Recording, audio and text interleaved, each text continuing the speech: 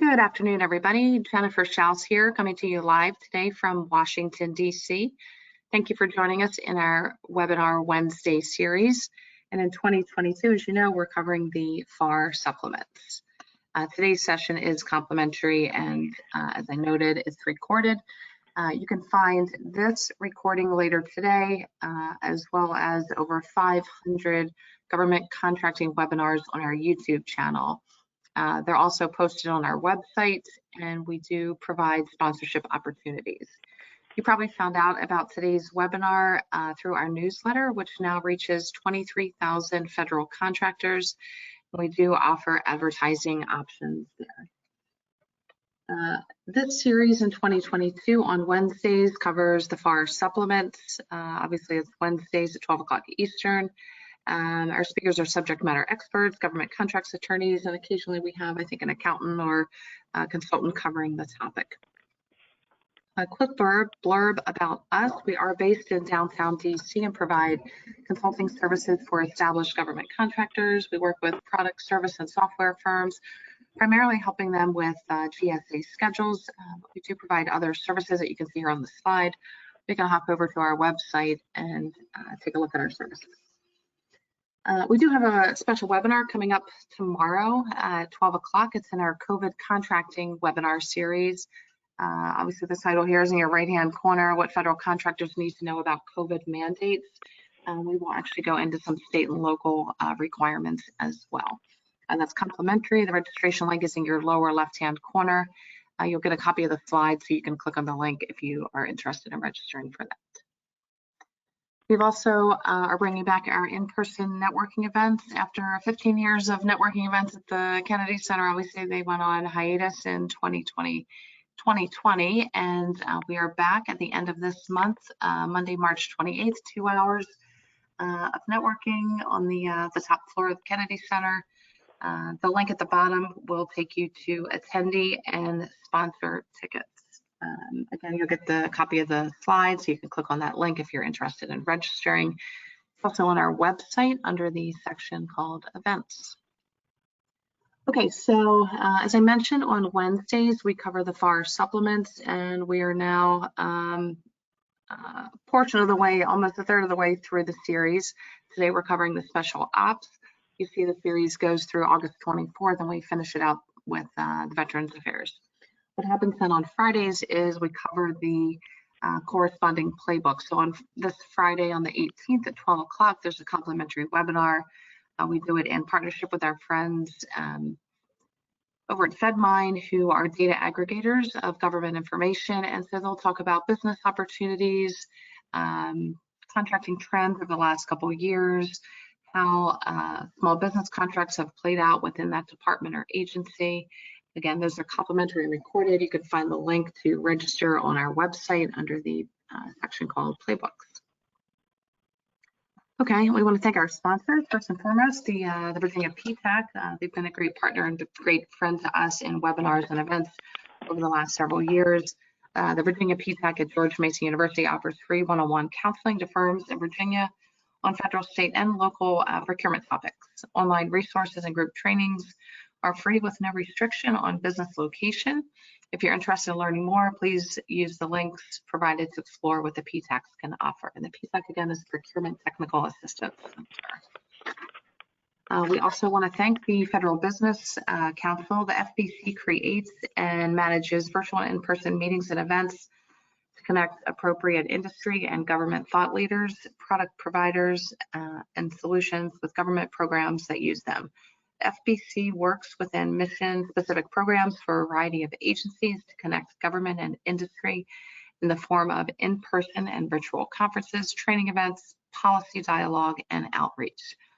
Over the last 40+ years, the FBC has become a comprehensive resource for connecting industry and the federal government. Okay, so why we're here today for so far is the special ops FAR supplements. And we want to thank, we've got two speakers today, Karen Harbaugh over at Squire Patton Boggs. Karen, thank you so much for joining us. I'll be quiet and let you say a couple words here. Great, thank you, Jennifer, and I appreciate the opportunity to speak today to everybody. I'm, again, a partner at Squire Patton Boggs, which is a full-service global law firm, and we provide insight at the point where law, business, and government meet, in giving companies a voice and supporting their ambitions and goals.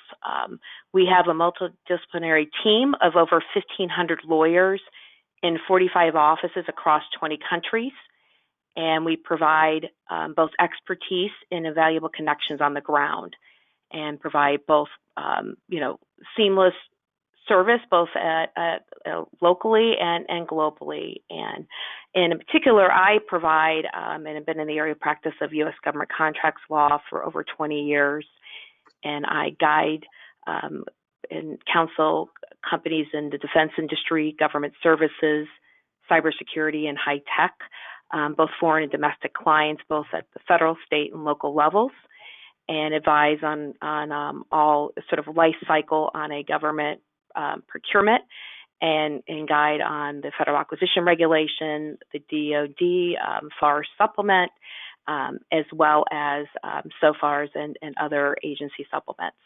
Thank you very much. Great, thank you, Karen. And co-presenter is Diz Luceria, and Diz is out of the Venable office. Diz, I'll be quiet and let you say a couple words. Thank you, Jennifer. Hi, everybody. This is Dismas, but I go by Diz Luceria. As Jennifer noted, I'm a partner at the Venable law firm. Similar to Karen, Venable is a full-service law firm with offices around the country and over 800 lawyers. I'm in our government contracts practice, where I exclusively work with companies doing any type of business with the U.S. government, as well as state and local governments, both on the federal contract and the non-procurement grant side of things. My practice primarily revolves around compliance issues. So, talking with clients daily about the FAR and the FAR supplements, like we're talking about today, is something that I do on a daily basis. So, look forward to speaking with you all, and happy to answer any questions that might be. Great, thank you so much. Okay, so we'll dig in. I'm going to put myself on mute and let you guys start the show here. Great. Well, thank you, Jennifer and Diz. So we're going to start sort of at the top here and give a little bit of overview. I always like top 10 lists, and Diz, I thought it would be of interest to sort of cover what we think are the top 10 things to know about the SOFARs. So a little bit of background about the Special Operations Command. It was, or SOCOM for short. It's headquartered at the MacDill Air Force Base in Florida. And what SOCOM does is they develop and employ special operations forces. And what they do, these forces, they conduct obviously special global operations and activities as part of the joint force to support both persistent, networked, and distributed combatant command operations and campaigns against state and non-state actors. So in some of the areas that they cover, and I'm not going to cover them, all today, Diz and I are not, but, some of, sort of picking out some high level ones, they deal with hostage rescue and recovery, obviously counterterrorism, special reconnaissance, unconventional warfare, and foreign internal defense. And SOCOM is responsible for training, doctrine, and equipping the Green Berets, the Navy SEALs, the Marine Raiders, and the Air Force Special Tactics units. And SOCOM has been granted acquisition authority by Congress. So, and it gives them the authority to procure special operations forces peculiar, that's a peculiar name to use, but these peculiar equipment and services. So in other words, they're focused on acquisitions that are limited to special operations specific goods and services. And Dizzle will talk about a little bit more on the next point, but just specific to the Special Operations Command, this is what they're looking to acquire. And they were the first combatant command endowed with acquisition authority and its own budget line for training and equipping its forces. So just wanted to lay the groundwork on, sort of what their mission is, what their responsibility is, so you can understand what what sort of opportunities and restrictions there are with dealing with SOCOM. And the SOFARs can be found at parts 5601 through 5652. I'll turn it over to you, Diz. Great, thanks, Karen. So as Karen noted, SOCOM has a very, and the SOFARs has a very specific or peculiar mandate. And what is unique about it is that while lots of agencies procure the goods and services they need, SOCOM actually is only allowed to procure, or the SOFARs apply only to those acquisitions specific to SOCOM. And so while you might see DFARS clauses in any number of contracts, you won't see the SOCOM or the SOFARs in any contracts other than those for SOCOM. You also are going to be, you'll recognize that SOCOM's actual contract activities are for smaller acquisitions that are very specific to SOCOM's needs. Obviously, the Defense Department has the Defense Logistics Agency, and there's a lot of other agencies that have enormous procurement offices. And SOCOM is generally going to rely upon those acquisition authorities, those acquisition offices, to purchase most of its goods and services. But for peculiar needs, they do go out directly and procure what they need. But what that means is they typically lend themselves to smaller acquisitions. You're not looking at the mega defense contracts. You're not looking at 9-figure or 10-figure contracts here. You're looking at smaller acquisitions in general. That's not to say that from time to time you might have a larger acquisition, but SOCOM's needs are generally, given its mission, is much more discreet and much more nuanced than the larger DoD. And SOCOM will rely on the larger DoD for a lot of general needs, but on these specific items, they will go out and procure themselves, but that is going to generally lend itself to smaller acquisitions. So something to keep in mind as you look at, if you're considering which markets to mine, this is not one where you're going to see those 9 and 10-figure awards very, very often. Back to you, Karen. Yeah, absolutely. And just to add to that, on Diz's point there, these procurements are mission focused. So if SOCOM needs a weapon system that is not sort of special ops specific, then one of the other military branches will handle the acquisition. So, for example, the Army will purchase the ammunition for the M4. For the special operations, forces, as well as the Air Force will procure the C-130s that might be used by SOCOM. So they're not going to be, you wouldn't see those types of procurements being issued directly by SOCOM. But, for example, and, they may have a need for, biometrics and forensics. And those are specific capabilities of interest that SOCOM may purchase. For example, right now they're looking for, dustless latent fingerprint innovations related to their collection of latent fingerprints, and they're looking for, in particular, a small portable device to locate and capture latent fingerprints on porous and non-porous surfaces without using sort of the dusty powders and not leaving residue behind. So that would be, you're going to see more of those types of bespoke individual procurements than sort of the big acquisitions that would be run by any other DoD agency. So SOCOM, going on to number 3, SOCOM is looking for trusted suppliers and providers. As we mentioned earlier, SOCOM is responsible for training, doctrine, and equipping the Army Green Berets, the Navy SEALs, the Marine Raiders, and the Air Force Special Tactics units. So given its responsibility and mission, SOCOM is looking for trusted, contractors to provide them with innovation, as well as, sort of supporting these special operations that happen both on U.S. and, foreign soil. So they, it's probably a hard area to break into, but SOCOM is looking for small businesses that can bring innovation. So, and Diz and I, in preparation for this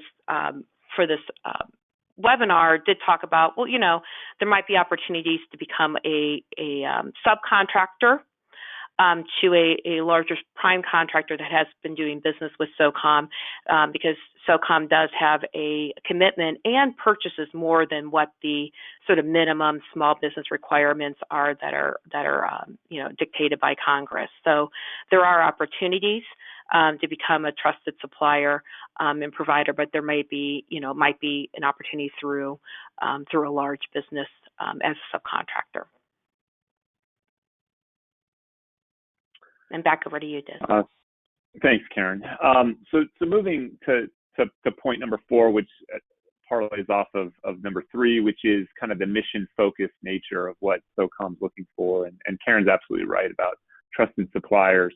And so, jumping in as a prime when you're unknown to SOCOM is probably not something that you're going to have a lot of success with, because it is looking for those trusted suppliers. But it is also very mission focused. Now, when it comes to that, it means that it may have to operate on quicker timelines than what we normally see in the commercial space or even in the DoD space. And in that regard, SOCOM has in the SOFARs, there are guidelines and procedures for them to streamline for certain commercial items. So they have simplified procedures for commercial items. That's at subpart 5613.5. And what's interesting is that there's very little actually provided in the SOFARs, and there's some links in there, and those will take you to government websites that you can't access. So there are procedures for them to move things more quickly. Unfortunately, those procedures are not not very transparent. But they do exist. And so when they have a need and they see a product or service that is going to meet that need, they can move very quickly to acquire that. The other area to note here is that SOCOM under the SOFARs has, as all agencies, the right to sole source. But I would say that, SOCOM, because of the kind of the very unique products and services that it needs from time to time, probably faces this question more often than most. When it goes out to bid, it may only get one bid back, or it may just look to go sole source right out of the gate. So either it gets a sole source or it has only one responsive bidder. The SOFARs do have some detailed instructions on what the agency needs to do to complete a J&A to support those acquisitions. So those are not uncommon at all. So while the acquisitions may be smaller, as I noted earlier, the competition for such acquisitions may also be a smaller pool of providers, in part because they want those trusted providers, but also in part because the very nature of what they're acquiring is so specialized and nuanced. There may be one or very few offerors that can service that. And so one of the things to think about is if you are looking to market to SOCOM is to take advantage, of their market research requirements. Just like every agency, they are required to do market research on any acquisition over 250,000, the simplified acquisition threshold. And so keep in mind that, again, the more marketing you can do with SOCOM, the better off you might be to get one of these sole source or single award, sole source or single offeror procurements where they would have to follow the J&A requirement. Karen? Thank you, Diz. So so they're definitely a quicker, more agile, mission focused. And as we talk about, they are more restrictive than the SOFARs are more restrictive than the FAR, but there's some flexibility. And so the SOCOM's legislative authority is under 10 USC 164C. And that is applicable only to special operations, peculiar items to ensure, that combat readiness acquires special equipment, materials and service, and also to ensure the interoperability of equipment and forces. So that under the SOFARs 5601.602-2-9, the contracting officer is the appointing official for ordering officers, and such ordering officer has the authority to place delivery orders or verbal orders for up to the $25,000 against the federal supply schedule. And there's also the Federal Bureau of Prisons and the National Industry for Blind or Severely Handicapped individuals. So there is that ability for oral orders, but they're at a small, up to the 25,000. So there isn't much flexibility, but some with respect to oral orders. And the one thing that and I will talk about this a little later, but there, in addition to what Diz had talked about on they're looking for innovation and making sure to respond to market surveys that a SOCOM is required to issue. There are opportunities for small business under the Small Business Innovation Research SBIR, as well as STTR, and I'll talk about that a little later. But there are opportunities through the SOCOM SOFARs to submit sort of innovative technology solutions that they're looking for. And I'll turn that back over to Diz. Thanks, Karen. So moving on to the next slide, item number 6 here,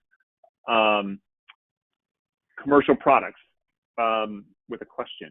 Well, I kind of already stole the thunder here because I already referenced the fact that they have commercial item authority. So the answer is simply yes, but it's not typically the case, because going back to one of my prior comments is that they largely let the DLA or other DoD entities do their buying for them when it's not specialized. So by and large, the majority of their acquisitions, are not going to be commercial in nature. They certainly can, and often, if you have a commercial product that can satisfy their needs, great. But again, most of, a lot of their things are going to be specialized and nuanced for the kind of the mission and their unique mission.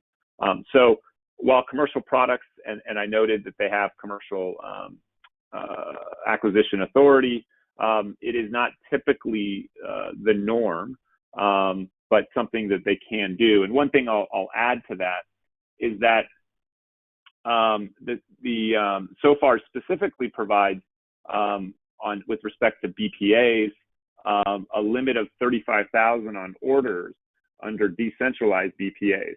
And so again, a BPA doesn't necessarily need to be a commercial item BPA, but most BPAs kind of signal that. But this kind of fits into a lot of the things we've already talked about, which is smaller acquisitions, maybe of a more limited nature, things like that. So again, if you're considering SOCOM as a possible agency, really think about whether or not it fits, your go-to-market strategy. Karen? Thank you. And I'll add a little bit to that. So Diz is right. There are some commercial acquisitions, and I'll talk a little bit about that on the number 7 point.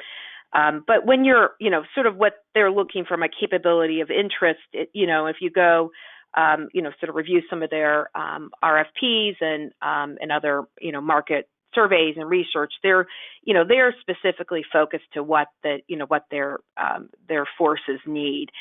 For example, they're looking for, for irregular warfare.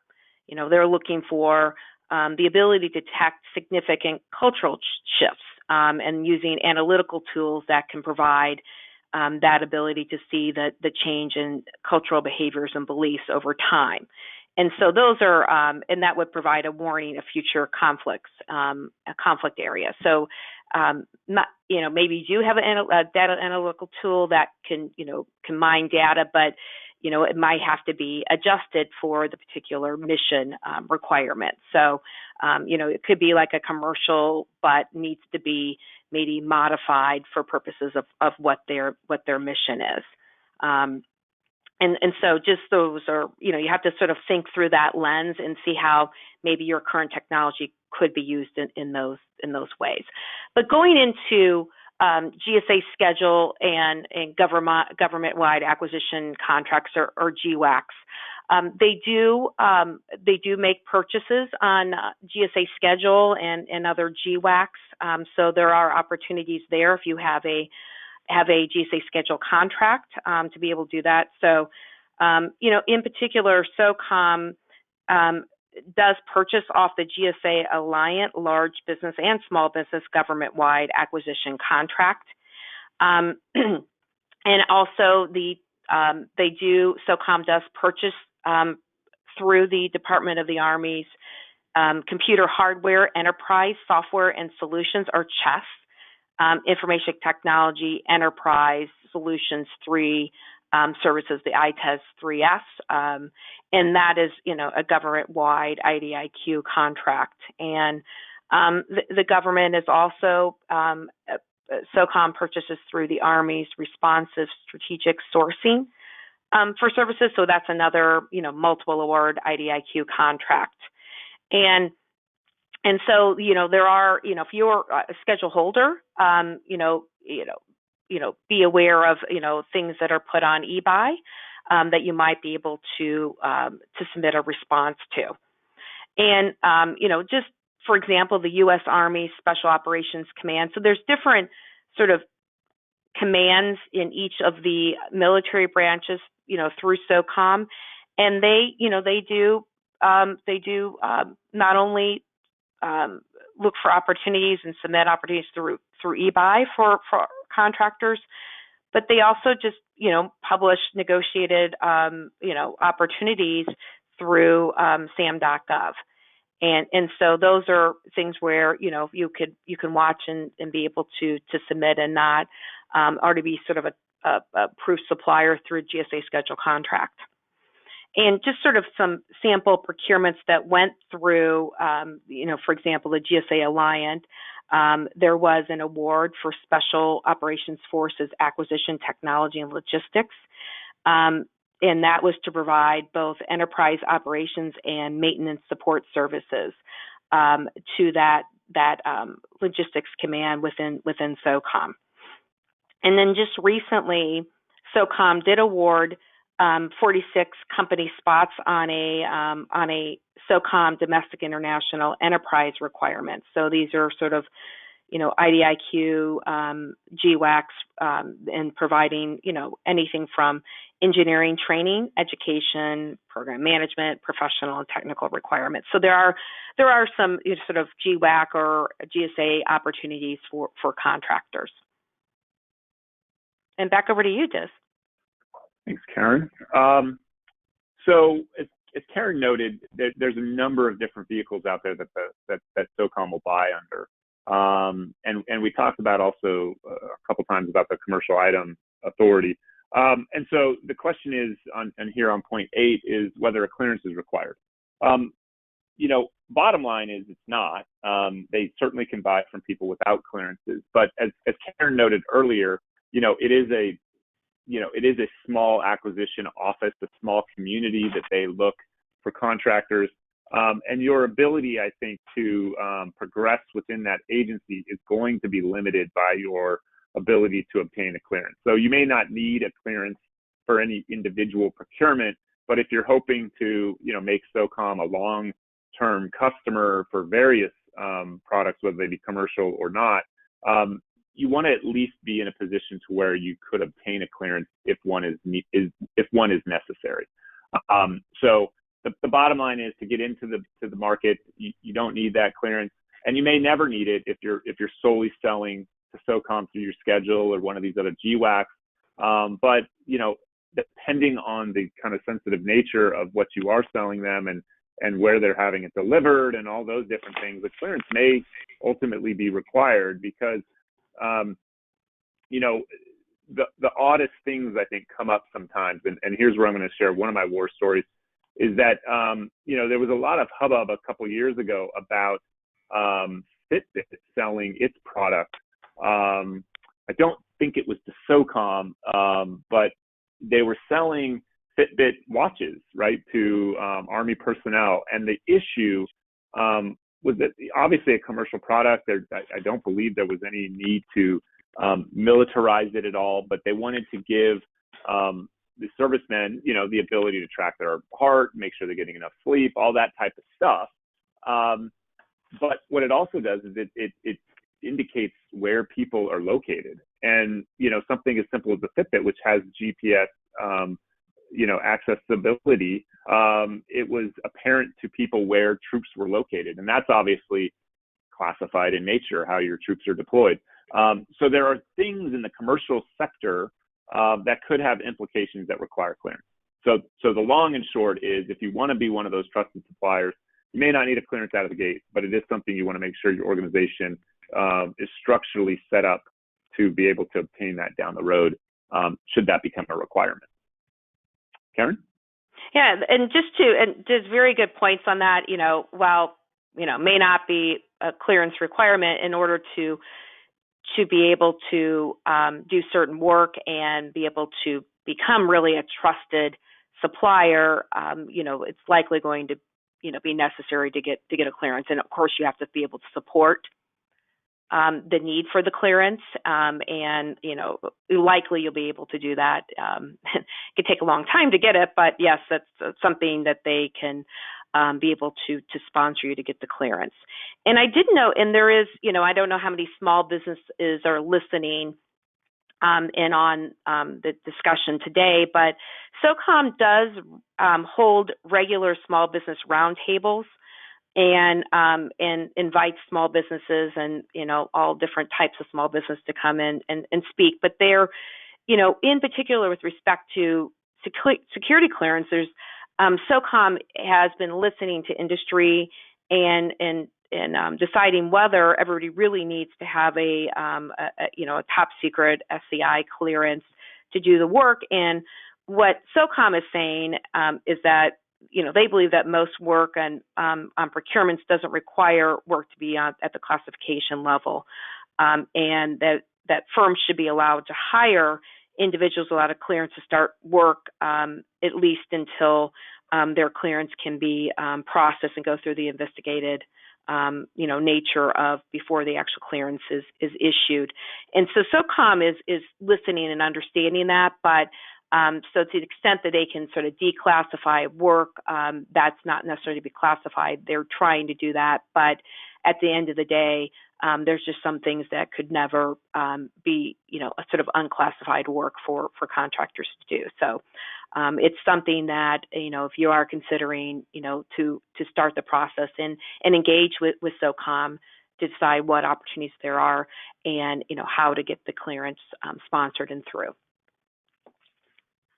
Okay, and then moving on to number 9 is, talking about, information and data protections. And not surprisingly, the SOFARs, and if you, in particular, part 5627 that covers patents, data, and copyrights, this section is the very minimal addition to the supplements that are already in the FAR and the DFARs on IP rights. And so, most of your protections and rights and restrictions are going to be covered by the FAR and the DFARs. The one I would say important but slight difference is the process to securing invention rights acquired by the government. And in particular, under 5627.305 -3, it talks about, upon receipt of a DD form 882, which is the report of inventions and subcontracts, that's already referenced in DFARS 27.301-1. Once this sort of patent rights and inventions clause or document is submitted, then the SOCOM contracting officer is required to immediately forward this to their RAO office to confirm that the contractor has reported all their subject inventions. And then from there, it will be forwarded to legal counsel to review and take appropriate action. But there, one thing that, in particular with this DDAA2, if it's for a phase 1 small business innovation research contract, the contracting officer just needs to obtain an assertion from the RAO that all the interim and final reports on deliverables have been made, and that there's either there's no patents that are applicable at this stage, or confirm that, go back to the contractor to confirm that. And one thing I wanted to talk about, I raised the discussion earlier about CBIR, and SOCOM is very engaged and has a whole sort of discussions around looking for CBIR work, and they really are seeking small businesses with strong research and development capabilities to pursue and commercialize technologies that are needed by the Special Operations Forces. And they are highly recommending that that companies, small businesses, look to pursuing broad agency announcements in different areas on small business, on CBIR contracts. And just a way of background, and there was a change in last few years on sort of CBIR rights, in particular, both for civilian and military, including DoD, and which would relate to SOCOM. But there are, sort of backing up what CBIR is. There's 3 phases, and under phase 1, the agencies seek to award qualifying small businesses grants or contracts that don't exceed $150,000, and under those contracts, there's a feasibility type of contract or experimental contract that's dealing with an area of particular interest to the agency, and they'll grant these contracts or grants based on scientific and technical merit and a feasibility of ideas that appear to be have sort of commercial potential. On to phase 2 after phase 1, that to the extent that the agency believes that the phase 1 showed promise for the next level of commercial application, they can award phase 2. They typically don't exceed about $1 million based on the factors in phase 1. And under the phase 2, if you had a phase 1, you have the opportunity to pursue phase 2 to sort of fully or more fully vet the sort of commercial opportunities potential in the phase 2. And then finally in the phase 3, this is really focused on the commercialization of the work that was from the phase 1 and phase 2. And once a contractor has received a phase 1 or phase 2 award under the CBIR program, it's eligible for the phase 3. And we're seeing a lot of the phase 3 are on sole source. This is an opportunity for a small business to sort of have the government pay for development of and ultimately you can commercialize in phase 3. And I wanted to talk a little bit about, what are those IP rights under there, and what under DFARS 252-227-7018, it states that the government obtains CBIR data rights in technical data and computer software that's generated under the contract only if it's marked with the CBIR data rights legend. So it's important for, as a CBIR awardee to clearly mark and identify with the prescribed legend. And you have 6 months period to correct if you do make mistakes. But, unmarked data gives the government unlimited rights and data.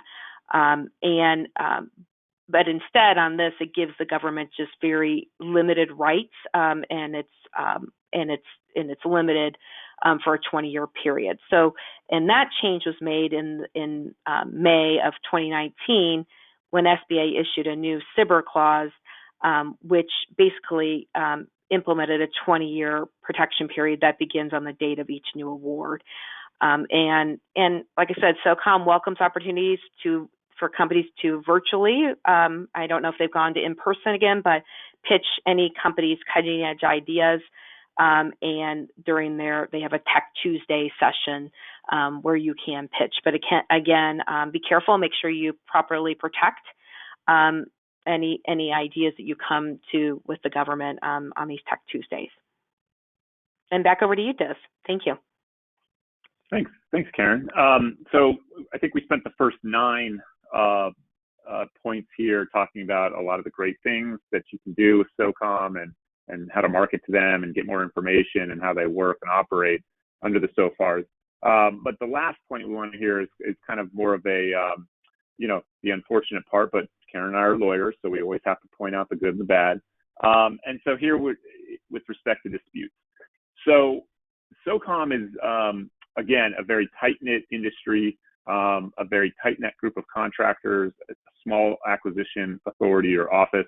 And I would look at them as very, very much like how you would look at intel agencies, which is it's this trusted group of contractors. And that is great when you're on the inside of that circle. But where it's not great is if you're trying to break in or you're, dabbling in that space and you have issues.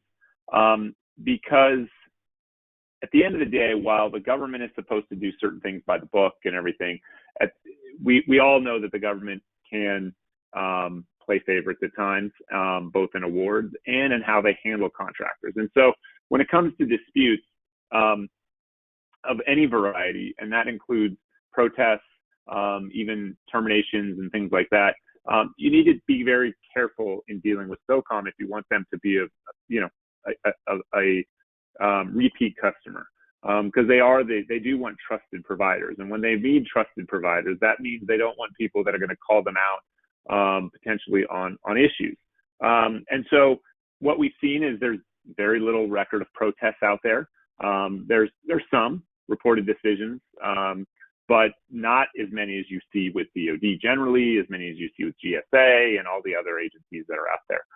They're obviously not as big as those agencies, so they're not going to have as many protests in that regard. But I think a lot of contractors are very careful when and if to protest SOCOM, much like is the case when you decide on protesting an intel agency. Also on disputes, I kind of put this cautionary citation here because here, it's, to me, this is a little bit chilling, right? That if the contracting officer believes that a claim is fraudulent, then it's going to report to the OIG. Now, look, that's the case for everybody. Every agency, every contracting officer, if it identifies or suspects fraud, it's supposed to report that to their OIG. But the SOCOM regs actually say it, which to me is a little heavy-handed and a little chilling. So I put that in there just so you're aware of that. And then last, I would say that, they do have in the SOFARs a decent amount of information and guidance on how they should be handling Procurement Integrity Act violations. So procurement integrity, obviously, is a very important issue, no question, but they have a specific section in Part 5603 that deals solely with procurement integrity. And it's about the only aspect they really talk about when talking about, improper business practices. They have an ombudsman for procurement integrity. And so these are, this is a very important issue to SOCOM, and they outline that in the SOFARs. So I would just keep in mind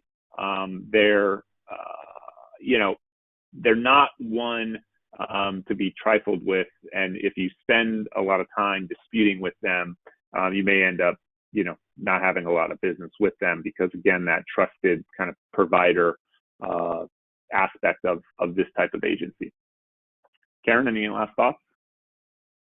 No, I think you covered. I would say, they're, just with any agency, any kind of contract claims or disputes can be, are handled under the Contract Disputes Act. And, if you do appeal a claim, and there are published claims, even on SOCOM, on the Armed Services Board of Contract Appeals, hopefully, and, I think Diz and I are probably on the same page on this, that, obviously you resolve this before it becomes a dispute, and having to appeal it and put it in a published decision is always best with these types of agencies. But, and if you have a protest, you can bring it to GAO or the or the U.S. Court of Federal Claims. So, but again, you know, while there is the right and the opportunity, there are ways of resolving disputes before you have to go into a published decision.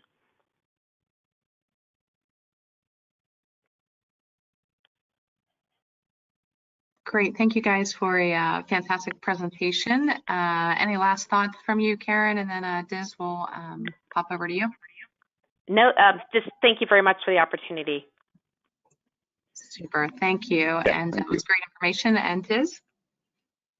I was just going to say thank you as well. Appreciate it. Okay, thank you both. The content was awesome. I loved the format, how you guys laid it out. Today's recording and the slides will be available hopefully within the next couple hours, or at least by 5 o'clock close of business. And then don't forget, on Friday we've got the corresponding playbook. So if you're looking for specific contracting opportunities, contracting trends, particularly for small businesses within SOCOM, we're going to be covering those on Friday. I believe we do have a government speaker from Special Ops, as well as our friends from FedMine, who will lay out the opportunities past, present, and future. So thanks again to Karen and Diz for a great presentation. And that concludes our webinar for today. So thanks everybody for joining us.